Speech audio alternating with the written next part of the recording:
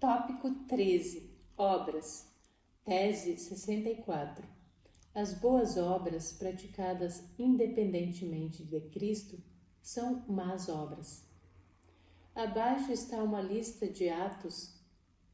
Veja quais são os bons e quais são os maus, em sua opinião. Primeiro, alimentar alguém que esteja faminto. Dar uma flor a alguém. Ir à igreja. Oferecer uma carona para um viajante perdido. Sorrir. Visitar um doente. Dizer obrigado, por favor e desculpe-me. Levar um pão que acabou de ser assado para um vizinho. Fazer uma doação em dinheiro à igreja. Compartilhar sua fé. Permita agora que lhe pergunte: já se encontrou em um aeroporto com algum jovem que sorriu para você e lhe ofereceu uma flor? Em seguida, queria que lhe desse dinheiro e, se o seu pedido tivesse sido satisfeito, em que bolso teria ido parar esse dinheiro? Dos líderes da seita a que ele pertencia. Dessa forma, sorrir e oferecer flores a pessoas significa uma ação boa ou má? Considere este parágrafo do livro O Grande Conflito, página 509.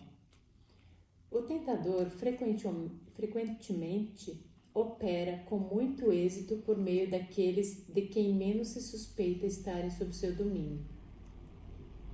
Prevalece entre muitos a opinião de que tudo que se mostra como cortesia ou polidez deve, em certo sentido, pertencer a Cristo.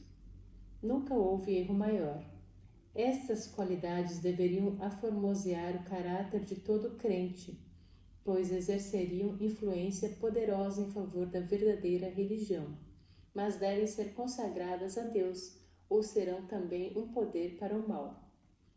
Muito homem de intelecto culto e maneiras agradáveis, que se não rebaixaria ao que comumente é considerado um ato imoral, não passa de instrumento polido nas mãos de Satanás. Assim, as boas maneiras não são prova em si. Jesus disse, em Mateus 7, 22 e 23, muitos naquele dia hão de dizer-me: Senhor, Senhor, porventura, não temos nós profetizado em teu nome, e em teu nome não expelimos demônios, e em teu nome não fizemos muitos milagres? Então lhes direi explicitamente: nunca vos conheci, apartai-vos de mim, os que praticais a iniquidade. Assim, obras maravilhosas realizadas sem um relacionamento com Cristo, sem o conhecer a Cristo, são chamadas de quê? Iniquidade.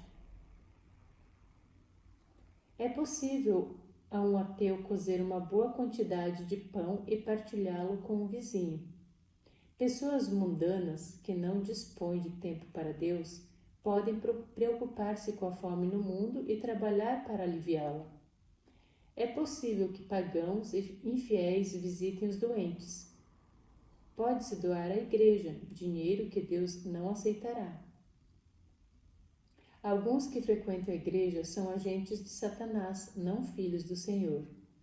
Os fariseus compartilhavam sua fé e traziam conversos que eram 2 vezes tão ímpios quanto eles. Mesmo um criminoso empedernido pode oferecer carona a um viajante perdido e aproveitar a oportunidade para tirar vantagem do desamparado indivíduo. As boas obras feitas sem Cristo são obras más. A fim de que as obras sejam boas obras, precisam ser feitas para a honra e glória de Deus. Assim, brilhe também a vossa luz diante dos homens, para que vejam as vossas boas obras, declarou o Salvador. Mateus 5,16. Essas boas obras começarão a aparecer quando o arrependimento e a conversão tiverem lugar. Só então podem as palavras e obras glorificar a vosso Pai que está nos céus. Romanos 14, 23 declara: tudo o que não provém da fé é pecado. Quando Deus julga, olha para o coração, os motivos, a agenda oculta da mente.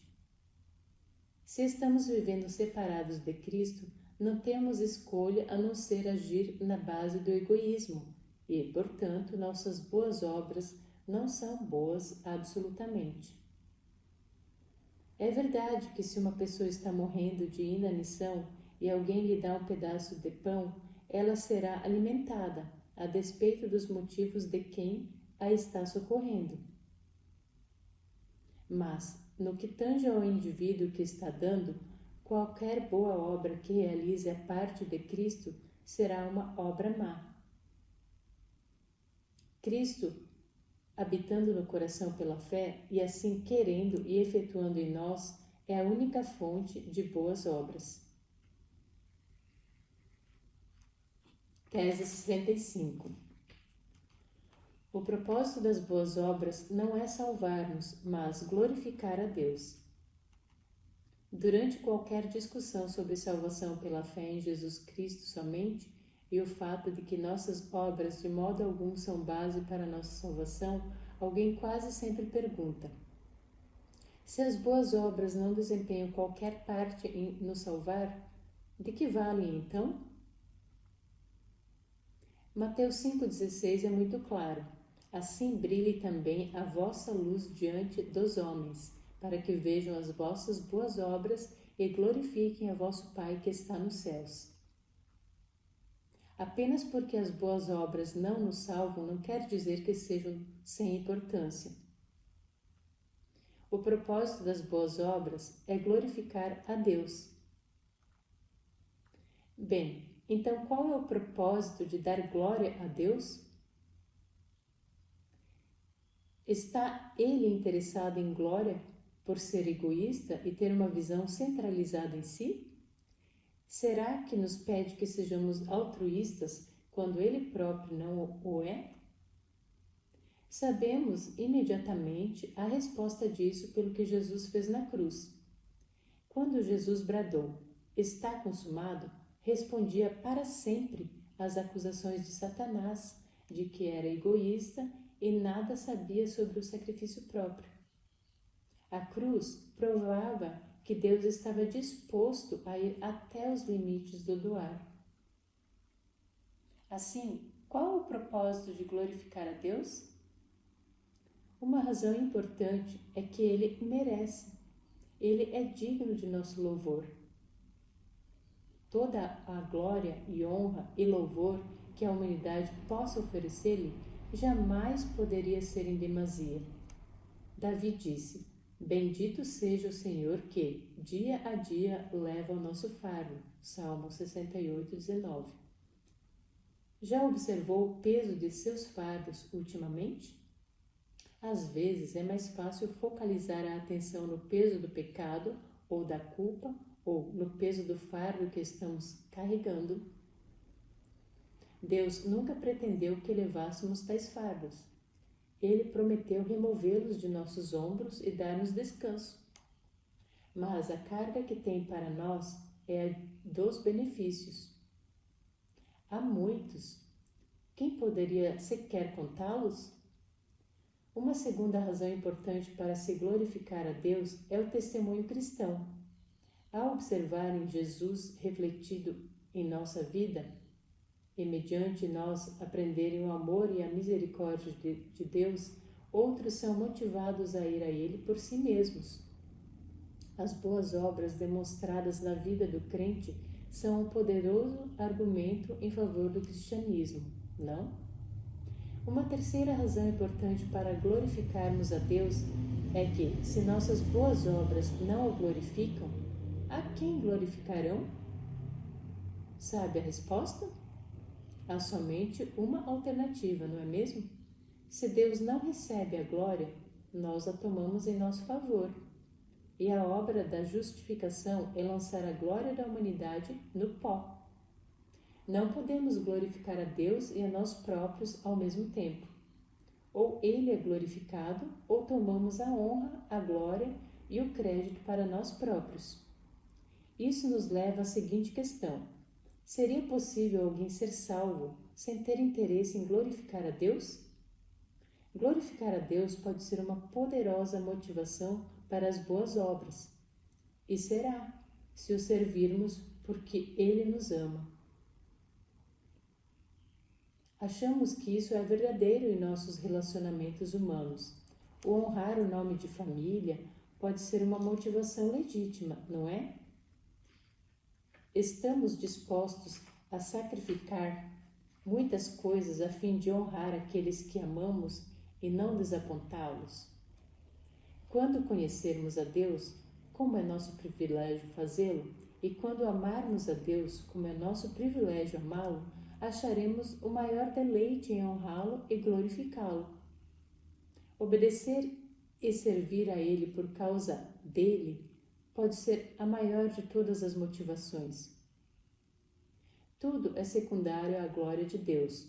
Nosso Pai Celestial deve ser sempre entesourado como o primeiro, a alegria e prosperidade, a luz e suficiência de nossa vida e nossa porção para sempre.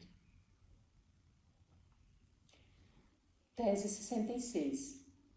Quando a questão é genuína fé e obras, você não pode ter uma sem a outra. Uma velha canção diz: amor e casamento vão juntos como um cavalo e a carruagem. Você não pode ter uma sem a outra. É uma canção bastante antiga, como pode perceber, por outras razões além da parte a respeito do cavalo e da carruagem. As pessoas hoje em dia têm enfrentado muitos problemas tentando provar que amor e casamento não vão necessariamente juntos. E tudo quanto puderem provar no processo é que o plano de Deus para o matrimônio e a família, afinal, é o melhor.